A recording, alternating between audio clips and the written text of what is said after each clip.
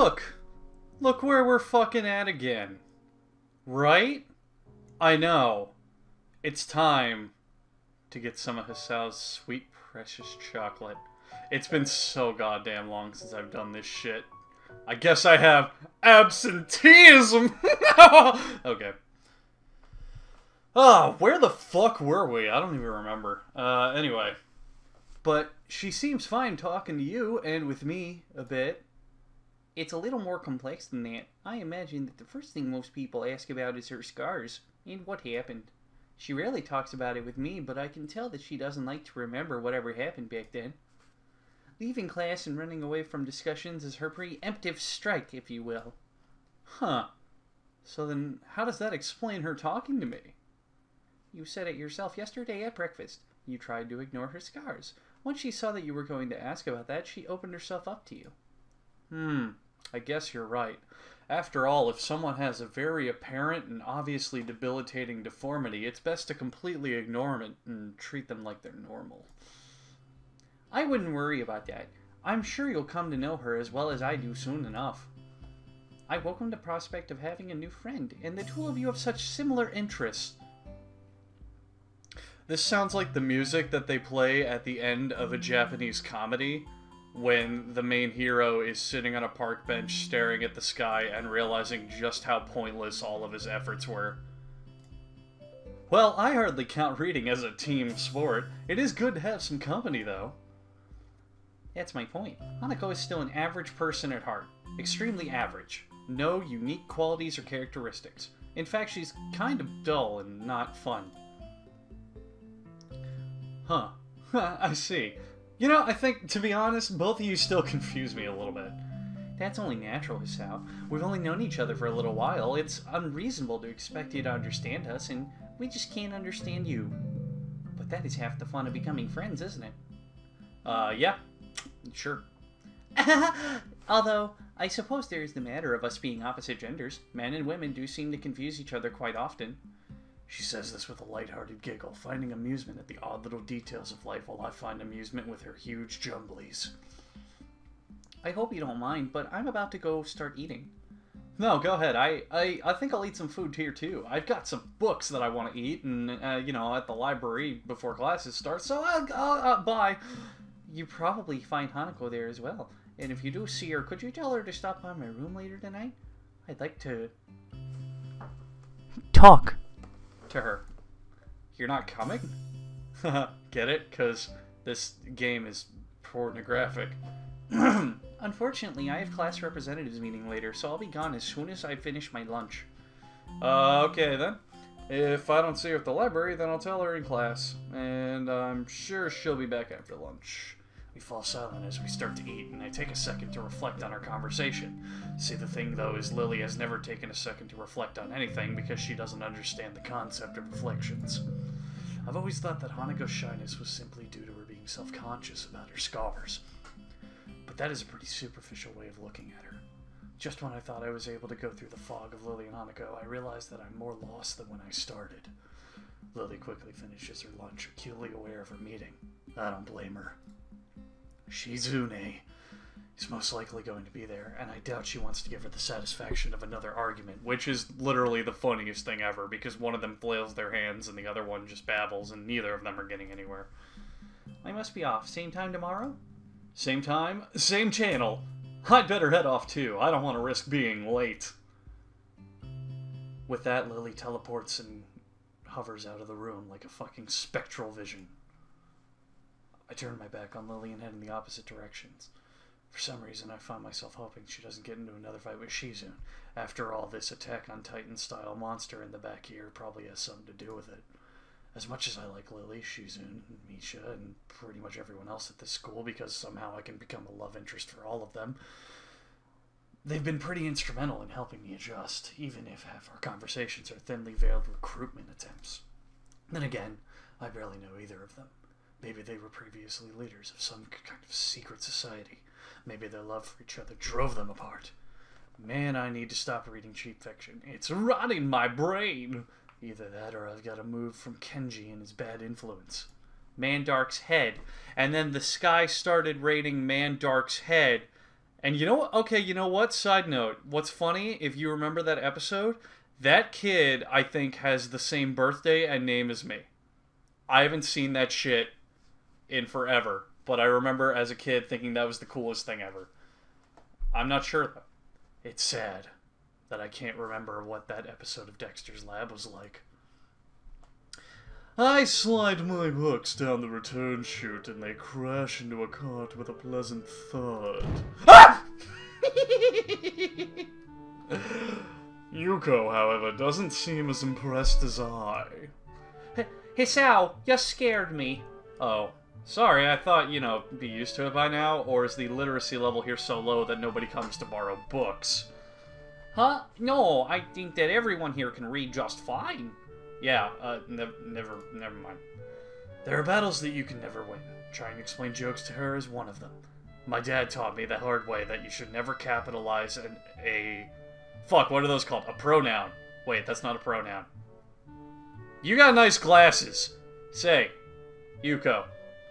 Seen about Hanako about? She left class early, but she wasn't in her usual hiding place of under my desk! High five! I think I saw her sneak in before lunch. Oh, but I'm not supposed to tell anyone that. You just told me. You saw her leave. No need to stress out. Oh, of course, she's probably in the back. Thanks. Get any new books recently? I know you're a librarian, that's a really awful question. No, sorry. I'll let you know when we do, though. Alright. If there's one thing I know about librarians, part-time or otherwise, it's that they appreciate people who take a genuine interest in their work. Which would explain her increasingly worried face. Why can't I speak today? I mean, I walk the now familiar path to Hanako's reading nook, and picking out a few titles along the way, okay? Sometimes, I find it hard to discover a book that will interest me among the shelves. An author's name, two-word title, don't mean much in a sea of similar words, but that's just me.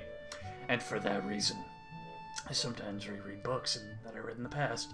Better to bet on a favorite than a new runner. Ha, get it? New runner? Like that one chick I didn't want to date? An unfamiliar title from a familiar author peeks out among the spines of its neighbors, so I remove it from the shelf. At least I'm not going over old material. As expected, the pure essence and beacon light in my life is sitting in a beanbag chair in a way that makes me question if human mortality isn't just made to give her everything she deserves. She's reading also Dance, Dance, a Dance. Hi, Hanako, how's it going? I fight back the urge to ask why she left class early. If Lily's suspicions were correct, then asking her about that would have the opposite effect. Best to leave it for the time being. Sometimes the best way to get an answer from someone is pointing a loaded gun at their head. Seriously, here's a cheat code for real life. Go to the bank, take a gun, free money. It's perfect. Hello, so I'm fine. Look at that smile! Oh, she's got... Oh my god, oh my fucking god. But something seems off. And after a couple of seconds, I realize what it is. Yeah! That's... She looks like she's pleased to see me. It's a nice change from the usual complete and constant fright. And something I can hope to see more of as we get to know each other better. Good to hear. How's the book? Heard it's a trip. Get it? Because you tripped and fell and knocked that lamp over and started that house fire? I'll see myself out. It's good, I think. I've only just started. I don't really know. Fair enough. Let me see how it goes. I may borrow it from you once you're done. Sure. There's a good 15 minutes left in lunch. Not enough to really get into a book, but too much to stand around doing nothing. And Hanako's already returned to her reading, so I doubt I'll get much conversation from her. Oh well, better make myself comfortable. I slouch into a beanbag chair and crack my spinal cord. The familiar style of the author leaps out at me from the very first line. As the sentences turn into paragraphs, I start to relax a little. I am having a bit of difficulty reading Hop on Pop, but I hope that someday I'll be able to move on to Miss Muffet and her Tuffet. But no matter how I try, I can't seem to get myself into the atmosphere of the book. This is partially due to the lack of time, but more the distracting factor that is... Hanako. Every 10 or so seconds she peers from the top of her book, but when our eyes meet, she quickly ducks behind the covers like a fort. I guess she did want to talk about something after all. What's up, Ketchup? You look like a prairie dog on the lookout. No, it's nothing. I've told you before, nothing means something. And something means everything. And everything means I don't know the definitions of words. Hanako squirms a little in her beanbag, hoping that by changing position she'll find the word she's looking for. I was in an accident. Wow. This got dark. Accident? Just now? You good? Hanako shakes her head, her hair flowing around her shoulders in wisp of amethyst on a background of pale and dark flesh. No, when I was younger. Realization crashes into me like a semi. I really wish the voice actor for Max Payne could read this entire thing. When I was... It's alright, Hanako. You don't have to tell me anything you don't want to. Again, she shakes her head. No, I want to. I have to tell you. When I was young, I was in a fire. My house burned down. I nearly didn't make it. After that, I was alone. Hanako's eyes glisten in the dim light of the library, and I reach out to grasp her hand. It's okay, Hanako. You don't have to keep going. But I have to. Why? What brought this on? Last night, Lily told me about your heart. And I didn't think it was fair. Fair?